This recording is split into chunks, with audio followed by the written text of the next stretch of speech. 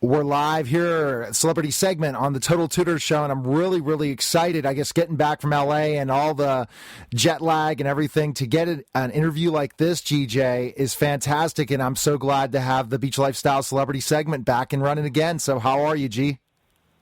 I'm doing fantastic, and as always, I'm excited about our next guest. And he's actually one of my favorites, and he's so talented in so many ways. I'm excited to hear more from him, and I know our audience is excited to hear from him as well. So I know you're doing the intro. I'm doing the intro. Okay, well, I want to welcome the program, Celebrity John Rich, musician, big and rich, and also, I guess, a superstar from the Celebrity Apprentice. John, thanks for calling, man. Thanks for having me on, guys. This is really cool. I appreciate the time. Oh, I'm excited to talk to you. And for our audience out there that doesn't know who you are, because either they're going to know you from your music or the Celebrity Apprentice, and I'm sure you're approached on both areas all the time. So tell us a little bit about your background, then we'll get right to the interview. Well, I would say, I do a lot of different things, like you just said, but got started right out of high school in a band called Lonestar, which if you're a country music fan, you'll know who those guys are. And I played bass in that band for about 8 years and had my first success as a songwriter in that band, and moved on from there to met this crazy guy named Big Kenny, and we started jamming, and we had this bartender named Gretchen Wilson, and she started playing with us, and then we knew this big black rapping cowboy from Dallas, Texas named Cowboy Troy, and he started jamming with us. And anyway, this whole scenario started to happen. We called it the Music Mafia as a joke here in Nashville, like, how we're just a family of misfit musicians. But it really turned into a really successful situation, and all those artists I just named, we've all gone on and had really, really successful careers thanks to the country fans. And a few years back, I decided to go on Celebrity Apprentice and see if I could raise a lot of money for my favorite charity, St. Jude Children's Hospital in Memphis, which is the premier children's hospital in the world for cancer and cancer research. And I went on Donald Trump's show, not knowing really how I would do or what would happen, and I wound up winning the whole show, and we raised over $1 million for St. Jude, and it's just really opened up a whole new world of people that don't necessarily know big and rich music, but like you said, they know me from the show. Exactly. GJ has a little bit more of that background of understanding your music. I'm just a huge fan of you in The Apprentice and how you were able to really go through that. It's a challenging thing to, as any reality show would be. So, G, that's basically where I know John. You know him from his music, and you're a huge fan of his music, right, G? Well, absolutely, and I did watch that show, and I was cheering you on all the way. And what I realized watching that show is there's a lot of backstabbing can go on, and a lot of different things going on that are unauthentic. And the one thing I liked about you maintain your country roots, your grassroots, your authentic. You stayed the course. And the thing that I learned most about you is that you're very quick-witted. You're able to think quickly on your feet. You're able to, obviously, in your music. And it was a breath of fresh air to see a celebrity come on there, maintain their integrity, and walk away with the ultimate prize, and do as much as you did for your foundation. So, how did you get started with your foundation and being with the St. Jude's? How did you get aligned with them? Well, St. Jude has actually Randy Owen, the lead singer of Alabama, back in the late 80s. He started a real small thing with Alabama coming and visiting the hospital, and it was such a big success and such a big lift to the kids and the parents that were there at the hospital. Randy said, "Hey, I think we could probably get a country music station or two to probably do like a radio song or something to help you guys raise money." So he started that. And from that, it has now grown into country music as a whole has now raised almost $1 billion, that's with a B, dollars for St. Jude Children's Hospital in the past 30 years. So growing up in country music and doing that with my whole life, St. Jude is just one of those things that you are going to come in contact with if you make country music. You're going to go there, you're going to be impacted by it, and now that I have a 3-year-old son and a 1-year-old son, it even drives it home even more important how important that place really is to the world. So when I went on Celebrity Apprentice, I didn't go on there to sell records. We'd already sold a lot of records. Big and Rich we're doing fine. We didn't really need a TV show to help us, but I went on there to try to shed light on that hospital to a lot of people that may not have heard about it and try to raise a lot of money. And I think that was why I was able to keep myself together, because brothers, I was dealing with guys like Gary Busey and Meatloaf and Star Jones and on, and all these crazy people that were literally being crazy the whole time. And, it was quite a test to me. I grew up in a trailer out in Amarillo, Texas. So I'm one of those bare knuckle fighting trailer park kids from Northwest Texas.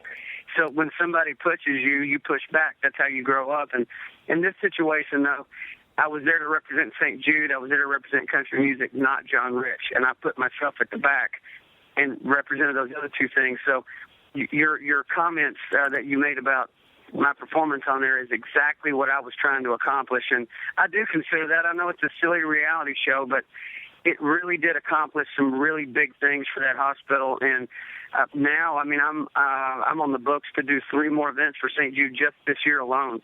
So it's really something I'm proud of.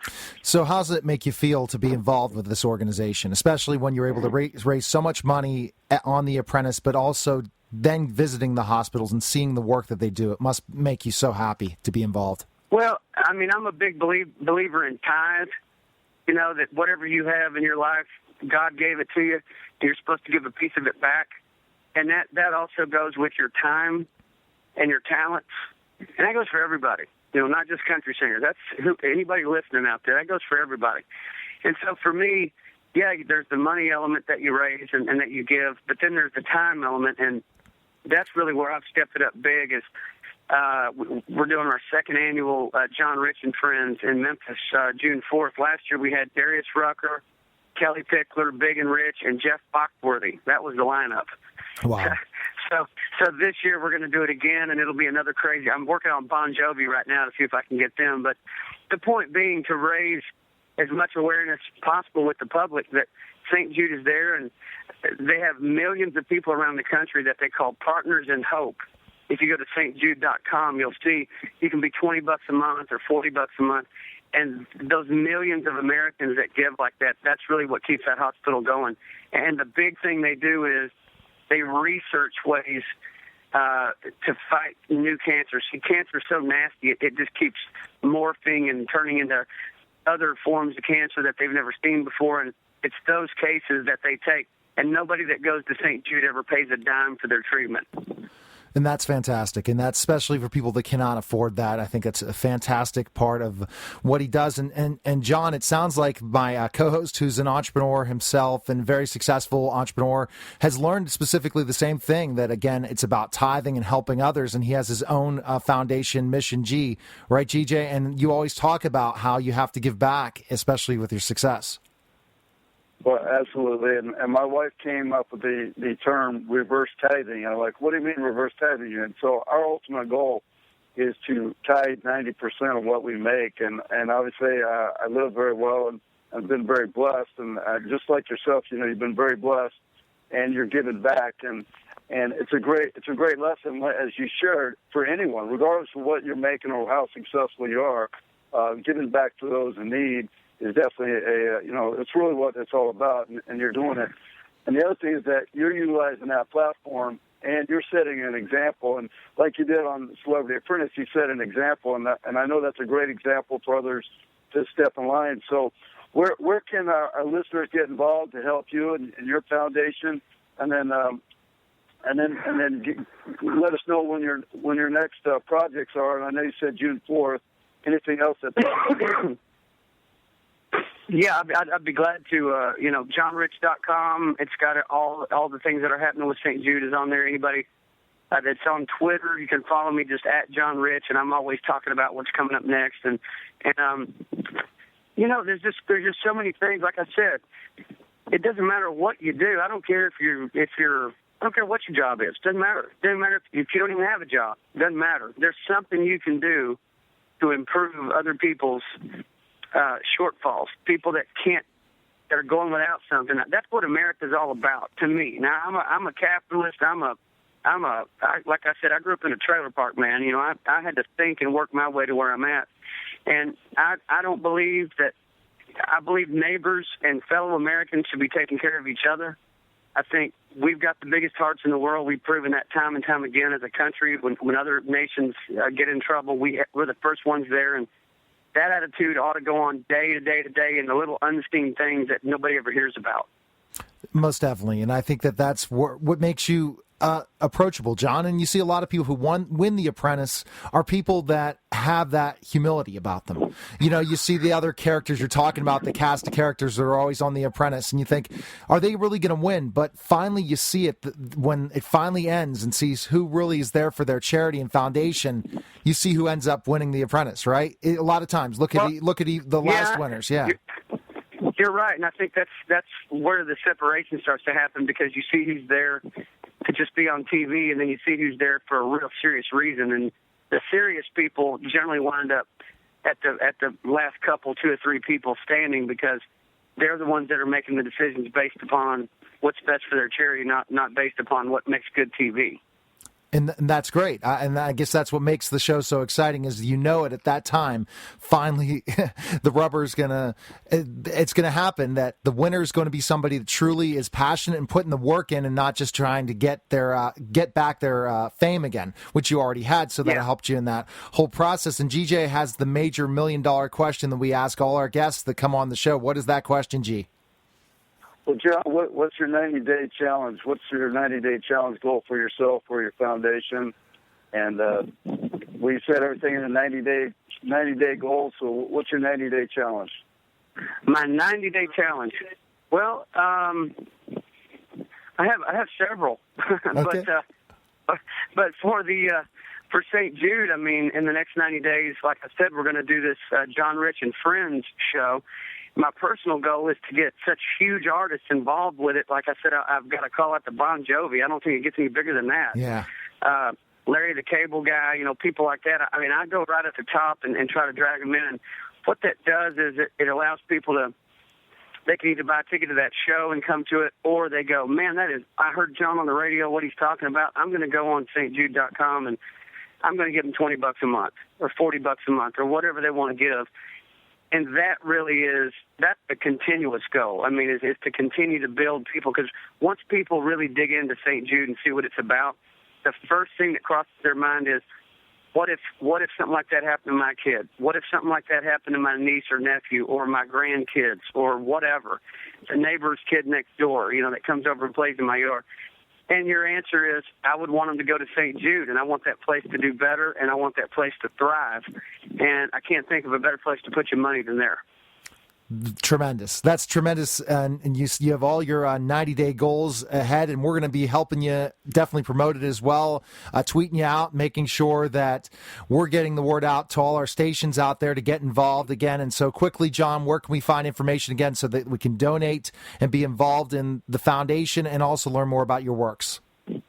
Well, johnrich.com, simple as that. Front page, you'll see banners for St. Jude. You can click on those. There's a song I wrote called For the Kids. It's a free download on there. You can go get that. And to spread the word to your friends. There's a product out that a buddy of mine from Alabama invented called the Cord Buddy. Have you guys heard about this thing? No, I have not. Okay. No. This thing it's called the Cord Buddy, and he was on that show Shark Tank. Have you seen that one? Oh, we're huge fans. Yeah. Yeah, you know, they walk on, and people sometimes they have great ideas, and sometimes it's the craziest thing you've ever heard. Well, this guy walks on there, and he invented this little contraption that goes on the neck of a guitar, and basically anybody can play it. A 4-year-old can play it, or a 94-year-old can play it. You can play 4 chords with this thing, and I didn't believe it, so I actually ordered one off of his website, and one came here to my house in Nashville, and I snapped it on the neck of one of my old guitars, and sure enough, the thing worked, and it worked great. So I called the guy. I said, man, this is awesome. You know, I'm John, and this thing is awesome, and how could we combine what I'm doing charity-wise with this contraption? And he kind of gave me a funny answer, like, well, I don't understand how that works with charity. I said, man, when you can inject music into a situation, it does nothing but raises everybody's spirits. And so can you imagine guitars with those little chord buddies on them in the hands of all these kids at these hospitals or their parents or whoever else, and they're sitting around while they're getting their treatments and they're playing songs and having a good time. And he said, man, what a great idea. So we started out at Vanderbilt Children's Hospital, and at Christmas we gave out, I don't even know how many. I mean, my house was packed full of kids, and all got their chord buddies, all got their little guitars, and I gave them a guitar lesson, taught them how to play Jingle Bells on their guitar. So the next move we're making is going to be to St. Jude, which is a much bigger hospital, and we're going to take several hundred guitars there. Eric Trump, Donald Trump's son, is going to be involved in it, and we're going to show up in a tour bus and a trailer packed full of guitars and give those away to all the kids. So it's an interesting thing. It's like what I was saying before. There's always some way you can tie in what you're doing to help other people. And that chord buddy thing, that's also on johnrich.com. Go check that out, because as a kid growing up pretty lean and mean, we couldn't afford guitar lessons, but I had a dad who could play guitar. So he taught me how to play the guitar, and you see where the guitar has taken me in my life. I mean, it's taken me all over the world. And so anybody out there that's going, yeah, we really can't afford to buy Bobby or Sally guitar lessons, get one of those little chord buddies and check them out, man. They're really cool, and a lot of the money goes to charities. And I'm personally taking those little contraptions and putting them all over the United States, including Wounded Warriors. I mean, I want to put them everywhere. I just think music is the greatest gift you could give somebody. That's fantastic, John, and I'm glad you talked about that, because I was definitely wanted to learn more about that as well. So appreciate you calling, and I know GJ will definitely want to stay in touch to maybe help out your big event coming out in June and ways of promoting it and also helping your charities. So thanks again for calling, man. I appreciate it, guys. You got big hearts. Thanks for having me on, and everybody listening, thanks for your time, and go help out St. Jude and stay in touch. We'll be looking forward to seeing you soon. All right, take care, John. All right, see ya. Thanks, guys. Okay. Bye-bye. All right, you're listening to Total Tutors Show, powered by the Beach Lifestyle Celebrity segment. We'll be back in just a moment.